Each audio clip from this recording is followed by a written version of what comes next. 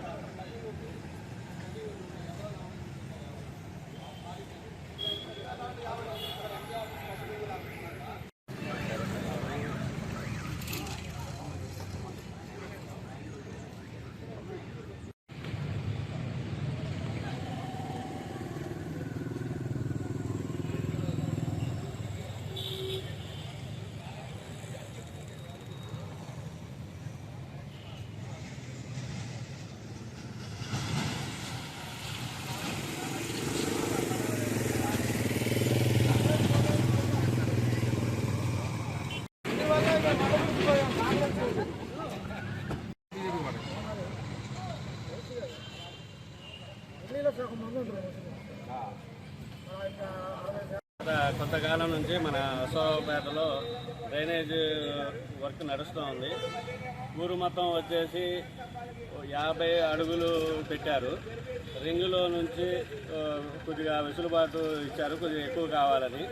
కానీ ఏ కారణం లేకుండా ఊరు మొత్తం 50 అడుగులు పెట్టి ఏ కారణం లేకుండా ఒక్క మసీద్ కాంప్లెక్స్ వచ్చేపాటికి 65 పెట్టాలని, అక్కడ కటింగ్ లేదు, డివైడర్ ఏమీ లేదు, డివైడర్ కరెక్ట్ లేదని చెప్పేసి డివైడర్ నుంచి 2 అడుగులు బయటికి కొలత పెట్టి అక్కడి నుంచి 55 పెట్టి ఎట్టి పరిస్థితుల్లోనూ మసీదు పడేయాలి అనే ఒక ఆలోచన తప్ప ఇక్కడ ఏమీ కనబడట్లేదు. కాబట్టి దీని గురించి పై అధికారులు ఒకసారి వచ్చి కలగజేసుకొని చూసి అందరికీ అశ్వారావుపేటలో ఎలా కొలిశారో మాకు కూడా అలాగే డివైడర్ సెంటర్ పాయింట్ నుంచి కొలిసి దానికి యాస్టి ఊరు మొత్తం ఎలా చేశారో అలాగే 50 అడుగులు పెట్టి మాకు న్యాయం చేయాలని చెప్పి మేము కోరుకుంటున్నాం. వాస్తవంగా ఇది ఈ సర్వే నెంబర్ వచ్చేసి 1248.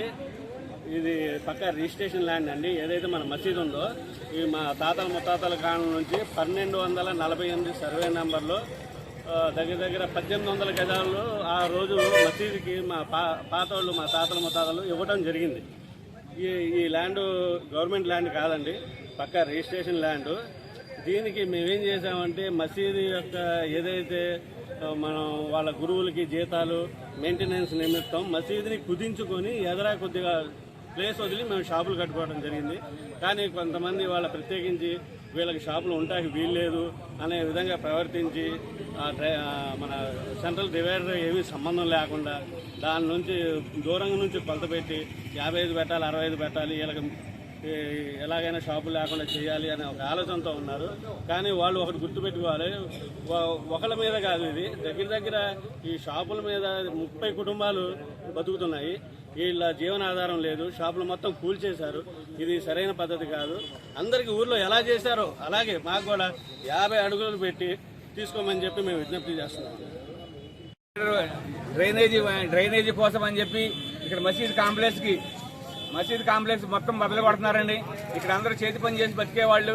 అయితే ఈ కరెంట్ స్తంభాలు తీయకుండా అవి అడ్డం వచ్చినాయి అని చెప్పి మసీద్ కాంప్లెక్స్ మొత్తం పగలగొట్టేసి వాళ్ళు ఇష్టారాజ్యంగా చేస్తున్నారు. ఈ గారు నడుతునేమో మొన్న తమ్ములాసిరా గారు వచ్చినప్పుడు డివైడర్ సెంటర్ నుంచి 55 పెట్టమన్నారు.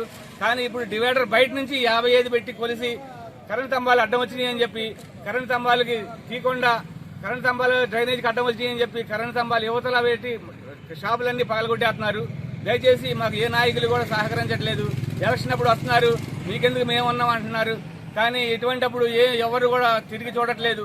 దయచేసి మాకు న్యాయం చేయగలరు. అందరు నాయకులు కూడా మాకు దయచేసి న్యాయం చేయగలరని కోరుకుంటున్నాం సార్.